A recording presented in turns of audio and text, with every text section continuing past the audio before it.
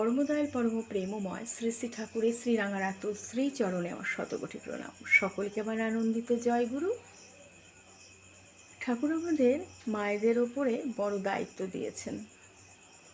প্রত্যেক সংসারের মায়েদের হাতের মুঠোয় পরিবারের জীবন, কারণ সকলের ভালো মন্দ, অসুখ বিসুখ, খাওয়া দাওয়া একটি মাই নির্ধারিত করে দিতে পারে কার কোনটা কখন দরকার, কখন কোনটা প্রয়োজন। তাই মায়েদের ভীষণ দায়িত্ব শ্রী শ্রী ঠাকুর দিয়েছেন। বলেছেন কিছু খাবারের কথা, প্রত্যেক দিন কিছু না কিছু তেতো প্রত্যেকের খাওয়া উচিত। উচ্ছে, হেলেঞ্চা, নিম পাতা, থানকুনি অবশ্যই খাওয়া দরকার।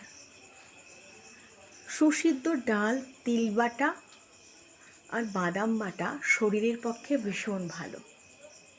প্রতিদিন চা না খেয়ে তার বদলে যদি 1 কাপ দুধ উষ্ণ গরম চুমুক দিয়ে খাওয়া যায়, শরীরের পক্ষে ভীষণ প্রোটিন ও আয়ু বৃদ্ধি হয়।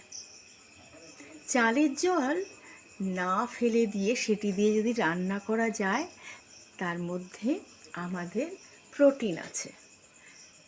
ভাতের মাড় যেন না গেলে ফেলা হয়, তারও তিনি বিধান দিয়েছেন। প্রতিদিনই সহজপাচ্য নিরামিষ আহার আমাদের শরীরের পক্ষে ভীষণ ভালো।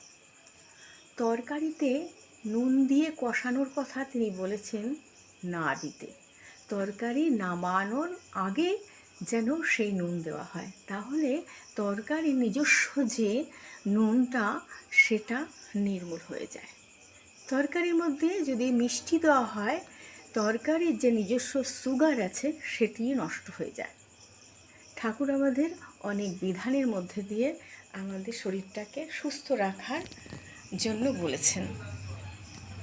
তাই সহজপাচ্য সুস্বাদু খাবার আমাদের জীবনের পক্ষে এতটাই প্রয়োজনীয়।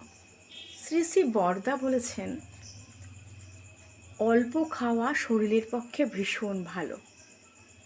মানুষ লোভে পড়ে বেশি খেয়ে ফেলে, বোঝে না কখন কোনটা কার দরকার। অনিয়ম করে খাওয়া দাওয়া শরীরের পক্ষে ভীষণ খারাপ। তাই আমাদের শরীরকে যত্ন নিতে, ভালো রাখার জন্য ঠাকুরের এই বিধানগুলো আমাদের একান্ত পালনীয়, করণীয়। জয়গুরু, বন্দে পুরুষোত্তমম। লাইক, শেয়ার ও সাবস্ক্রাইব অবশ্যই করবেন, প্লিজ।